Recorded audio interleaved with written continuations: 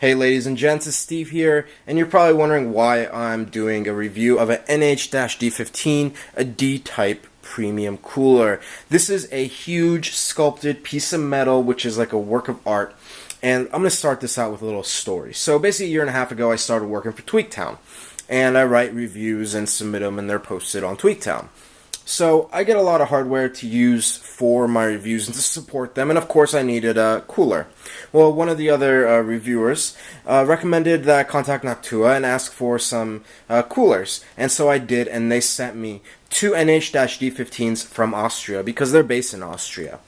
And they finally arrived, and I opened one, and as I was opening the one, I was like, holy crap, I gotta make a video at some point when I have time, because this is such nice packaging that I just feel everyone should know. Other companies, please take note as how Noctua does their packaging, and I know it probably costs a little bit more, but they're able to sell their coolers at a premium, and people will buy them. They heavily differentiate their products, not only with features, performance, but also quality, not only of the product, but also the packaging.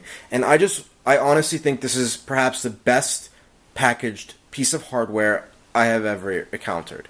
I've never seen anything, well, I have in other areas, but not in enthusiast computer hardware. It's like people don't really care for it. Packaging, and of course you don't, because it doesn't really functionally add to the product, but it does instill confidence in the product, because when you open it and through this packaging, you know you bought a premium product. And through performance, Noctua has shown all around excellent performance in benchmarks, so I don't even need to go there. It's one of the best air coolers, but it's also one of the most expensive. So let's take a look, because this is just impressive.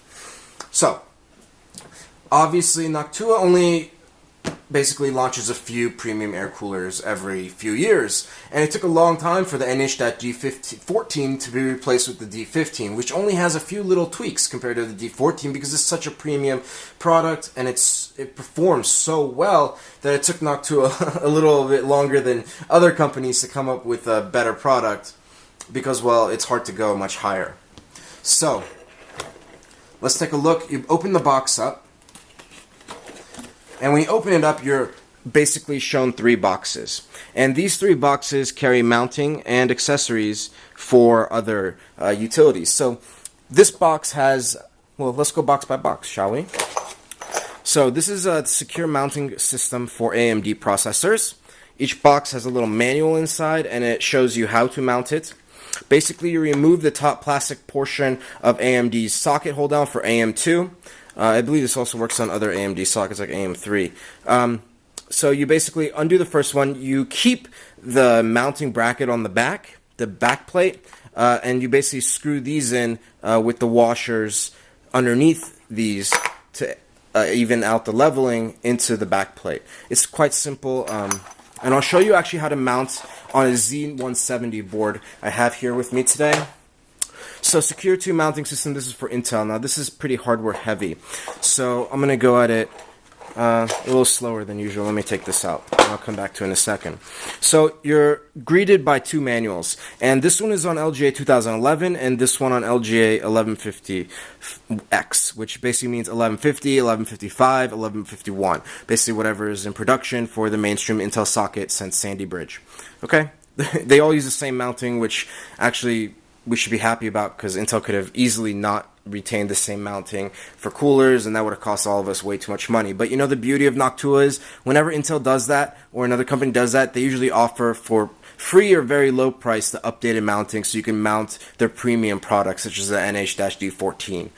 Okay, so I've already taken this out before because I've had to redo this review before, but most of this stuff is in plastic baggies, so you know what's what. Basically, you need a back plate for LGA 1150X, okay? 115X. I'm just going to say 1151 in this case, or 1155 or 1150. I'm going to say 1151 from here on out. You need to put this into the motherboard from behind. It sticks out. Then you put washers in, and these plastic washers help level out the height of these brackets. These brackets go on top, and then thumb screws are screwed in, securing these brackets. And you see there are different holes on these brackets, so you can see it supports many different types of sockets with the holes. So you see the outer ones would be 2011, LGA 2011, while the inner one might be a different socket. So we're going to zoom out a little bit here. Okay, so basically you mount this up, and then the cooler will mount to the center screw here and another center screw on the other side. I'll look at that in a second. LGA 2011 is a little bit easier. Because the socket already has screw holes, you basically, there's two sides to these fat little screws. So basically the fat side goes into the socket and the skinny side pops up. That allows you to basically put the mounting into it, and then the thumb screw fits on the skinny side of the fat screw, or the big nut that screws into the motherboard on this side. So you mount the CPU cooler the same way. Actually, CPU cooler mounting is standardized among all sockets that are supported. I will mount Intel in a little bit. Okay, I'm going to zoom out a little bit here. Okay, so let's put that aside. Now let's take a look at the accessories box.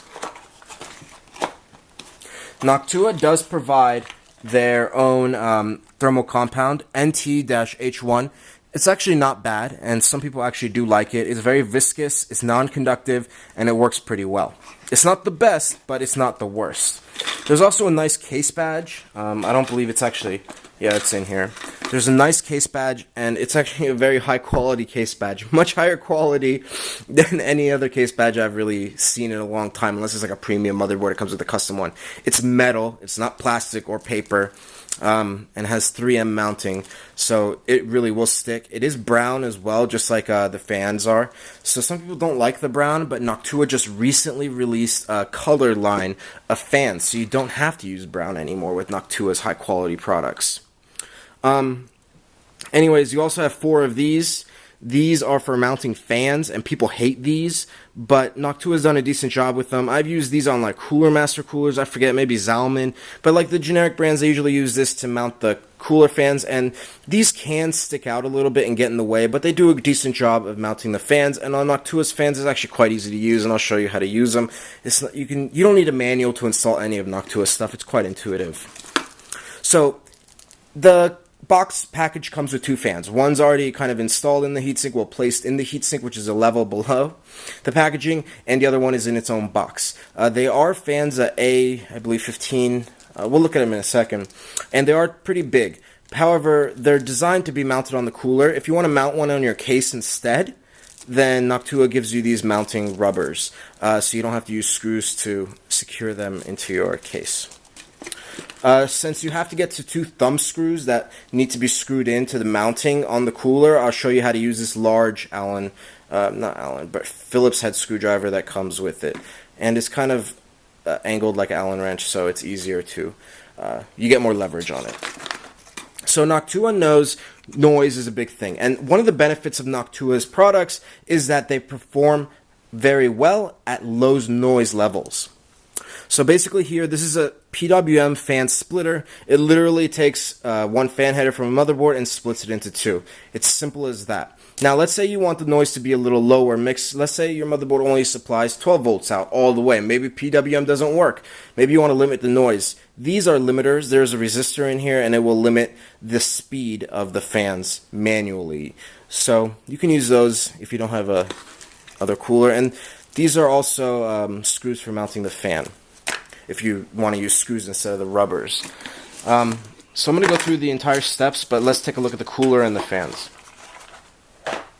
So, like I said, high quality, and everything has been quite nice. The boxes are all sturdy. I've probably opened and closed these boxes maybe like 20 times so far. So, on the level below, you have the cooler and a fan. So, let's take a look at the fan. Everything is well protected, right? In styrofoam. So second, this is a NF-A15 PWM fan from Noctua. They're pretty big. I believe they're around 140 millimeters. So the boxes can be opened pretty easily, and you can actually re-close the box quite easily as well. The fan is high quality. There are rubbers on every side for noise reduction in case you decide to put it against the case. Mounting holes are here, here, and here. But the cable isn't very long for the fan. However, they're all meant to just go to they're not meant to be really case fans. They're meant to go to the CPU cooler, and everyone knows that around the CPU socket are a lot of fan headers. So let's look at the cooler. And I'll show fan installation in a second. There's just so many accessories. So, this baby is heavy. So basically you have your cooler, right? And this cooler is packaged in an interesting way. If we flip it over, we see that this is the base. I've actually removed it, and I've actually used this heatsink before. I packed it back up, so it came flawless. It's nickel plated on the bottom and works very, very, very well. Now, to open it up, you open it from the top. You push up here, and then there, and then there, and then there. And then you can basically take it, the box, and push it on its side. And you have this huge heatsink cooler in here, and you see the box actually has a little thing in here so that it actually can hold the cooler in place and is shaped to hold the cooler in place so it doesn't move during shipping. We can remove this. There is a plastic cover. Let me get that. There is a plastic cover that protects the base, which is nickel plated. And that might come off, might not. I believe it didn't come off in the beginning. It actually clicked in place. It was very sturdy. And there's a fan already installed here, but the fan comes out because you can't just install it like that. And there is this piece of cardboard that protects the cooler more. Now, one thing to keep in mind, this cooler is very easy to bend the fins if it drops or something like that, and I believe I actually have done it to both. However, I try to keep this in pristine condition so it's not too dirty and not too bent up for this. So here's a second fan. It's identical to the other fan. They're both NH-A15s, I believe, right? That's the model number on them. They actually sell them in stores, and they're not cheap fans. Yeah, NF-A15. Okay, so let's take a zoom in. So you have heat pipes 1, 2, 3, 4, 5, 6 on the other side as well. And everything from the angle and the spacing made for the default use of this device is optimized to maximize airflow across the fins. So you can see here that there are little notches. Let me make sure that these little notches are used for mounting the fans. So you can mount the fans on the inside or outside of each of the towers, since there are two towers, Tower 1 and Tower 2. So on either side, you can mount the fans either direction. So you can have them blow or suck. You usually want to have a fan in the middle and another fan on the outside blowing, and one in the middle also blowing, both in the same direction. And the fans do indicate which direction that is. So, let me get this on its side. Construction is really quite nice.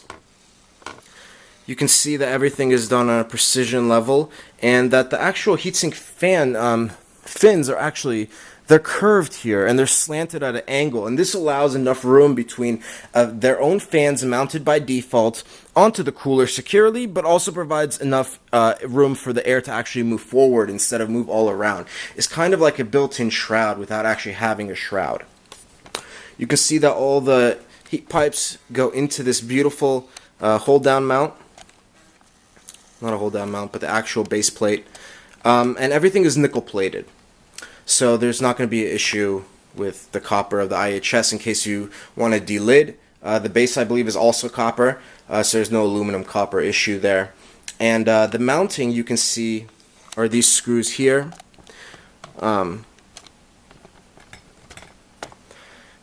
This screw here, and this screw on this side. So you use these to mount. And let me show you how that's done. Overall, this is an impressive product, and I've said that way too many times already in this little video, but it's an impressive cooler. And I'm going to pull the motherboard, a standard ATX size motherboard, for size comparison because it's quite large. So, here's the motherboard. This is a Gigabyte Gaming 6 for the Z170 chipset. This is Z170X-Gaming 6. It has a 6700K installed on it, and take a look at how large this baby is. So actually, a lot of manufacturers have designed their boards with enough heatsink clearance for the NH-D15. However, in a lot of cases, if that first PCIe slot is too high up or closer to the CPU, then you're going to have issues with mounting a GPU with a backplate when you use the NH-D15. Now, Noctua has actually published a motherboard compatibility guide. So they've tested a bunch of boards, and let me tell you, for beginners, there might be some boards, and there are boards that are not on their list, but that do work with the cooler. Even some micro ATX boards, mini ITX boards, are actually designed to actually just fit this. For instance, the Maximus VIII Impact, the latest one with the Z178 chipset, is actually designed to fit the NH-D15, even though it's as big as the motherboard. However, even with the VRM on a different PCB on the edge, it still just has enough room to fit this cooler, and they did that on purpose, I believe, because this is a very popular high-end air cooler. You really don't need anything else after this, and it's very hard for even closed-loop all-in-one units to beat this cooler. So, let's move this aside, and let's start the installation of the mounting hardware. Let's get a good view going. Okay, so you see a CPU is there. You want to clean off any thermal paste that might have been there before. I've already done that. This thing is big enough, the heatsink, that you can actually ground yourself by touching it. So, what do we need to mount it? First, we need the back plate. So, if we flip the board upside down, we can see that there is this socket right here, and there are two holes right here that are already screwed into for the socket hole down, and one down here. These holes also exist on the back plate, so we just want to line those up, and we just want to drop this baby in place, okay?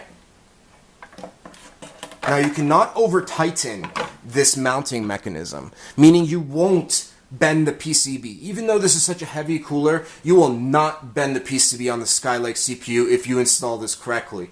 I don't know any incorrect way you're able to install it, but you won't break the CPU. That is from cheap coolers from God knows where that are just made at minimum wage by a factory that basically has machines that were built by minimum wage workers. And everyone knows that those kind of machines need to be built by high-end workers. But being an Austrian firm, I'm pretty sure Noctua takes quality to heart and would never offer a system that would break the CPU. Even though it might be an occurrence that it might happen, not here, but like in the future, maybe one of their other products, I would think they would try to rectify it and not blame Intel for a slim PCB. Because Intel does test the weight that their CPUs can take, and they did not change the mounting pressure guidelines for Skylake. Other than Haswell, even though the PCB is thinner, the socket mechanism is still the same. It's not like weight's distributed much differently with Skylake, or that the PCB really matters. But if you press hard enough on this center, there is a little tiny hole under it, and I'm sure you could press the PCB through. But that takes a ton of pressure. Maybe, I believe the guy who actually originally did it used an electric screwdriver to exert force to screw down his cooler. So let's not make those mistakes. Please follow what I'm doing here. Plastic washers, there are 4 of them. 1, 2, 3, 4. Then you take each one of these, and you can actually do them like this or like this. I prefer the looks of doing it this way. Now, you should realize that you cannot mount your CPU or open the socket once these two are in and secured. So you have to remove the entire mounting mechanism to remove the CPU from the socket. Once those two are in place, you screw it in. There are Phillips head notches here. You won't need to use them. Thumb screw is more than enough.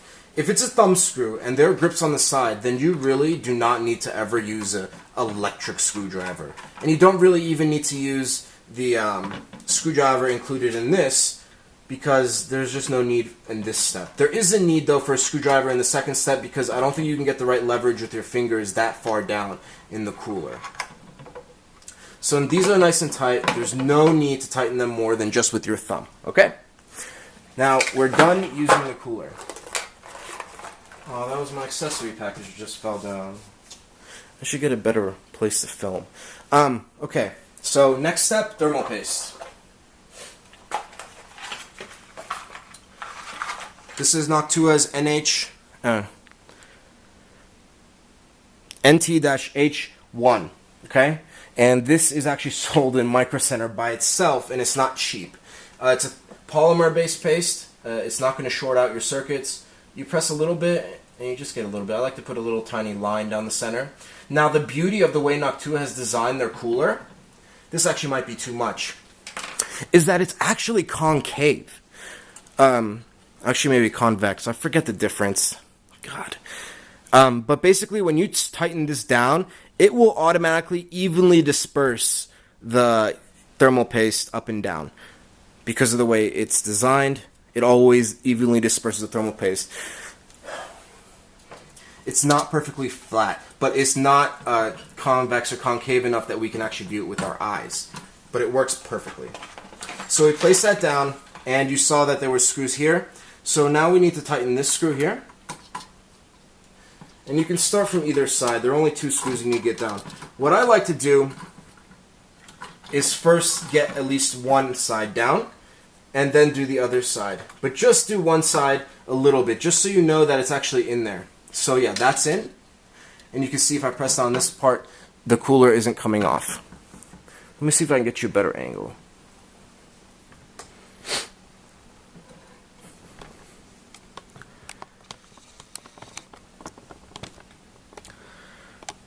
No, let me try another angle.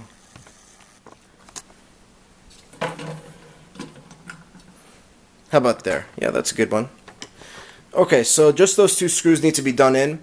And you do want to use this long screwdriver that's included, or you can use one of your own that's this long. But you see why it's so long. So we screwed that one side down, and now we want to screw this side down. Now, the way you want to screw, if you want to evenly exert force, is to do a little bit on each side evenly. That way you don't go too hard on one side and make it really hard for you to mount on the other. So that one is almost done.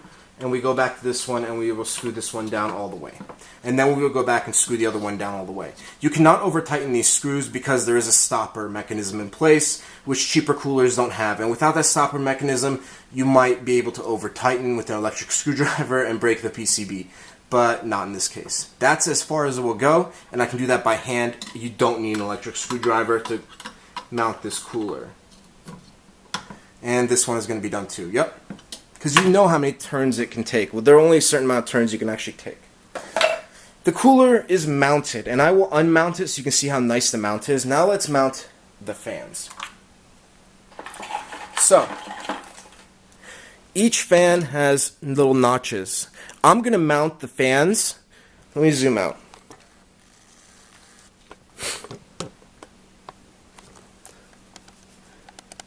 I'm going to mount the fans so that, well, air always blows in the direction of where the motor is mounted. So air will, in this case, blow up.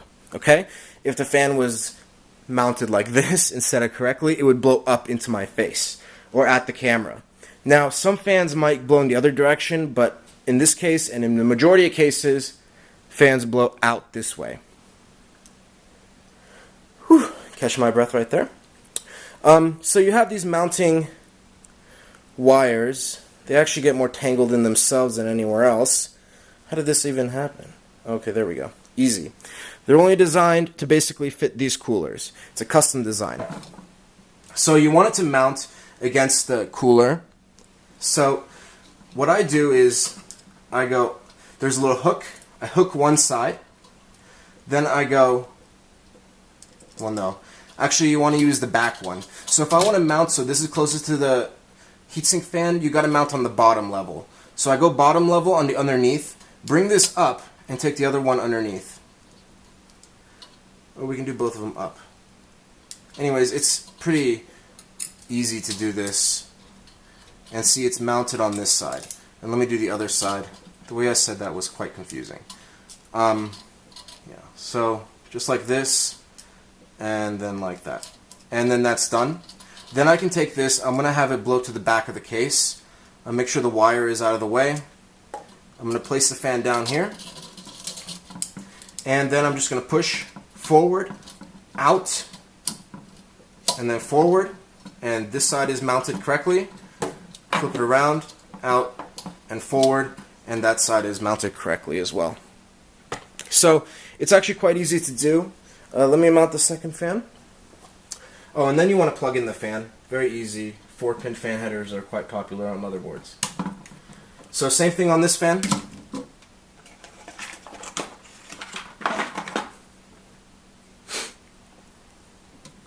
I'm going to mount this fan on this side just like the other one.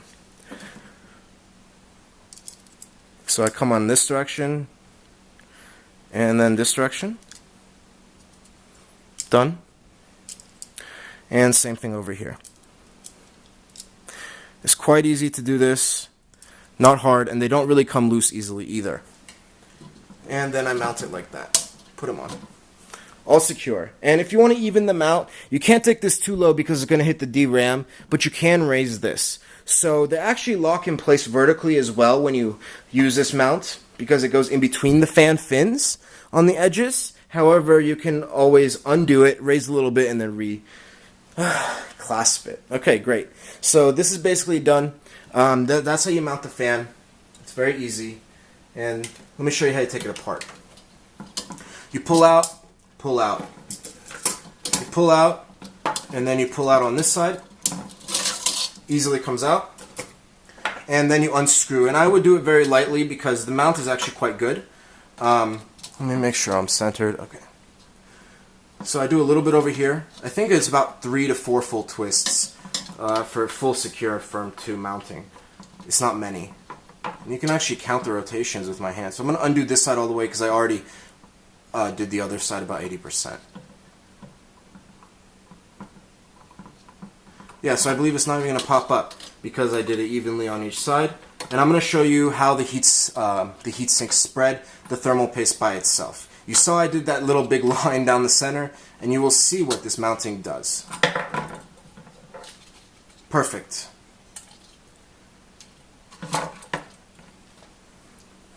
Right? The thermal paste evenly set on both sides. And you see that it really pushed it out on all 4 sides.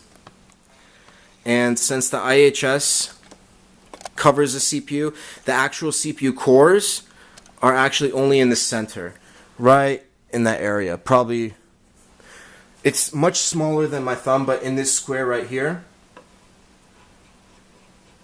that's basically where the actual core is and where the IHS makes contact. So you can see, you can barely see the thermal paste because it's been basically squished so well. And evenly. Actually, this is not the best one either. I've seen this cooler mount so much better, but even that is quite impressive. Alright, so you only need to use a little bit. So this is a really nice cooler. I was really impressed, and I want to say thank you to Noctua. I've never owned such a nice quality heatsink.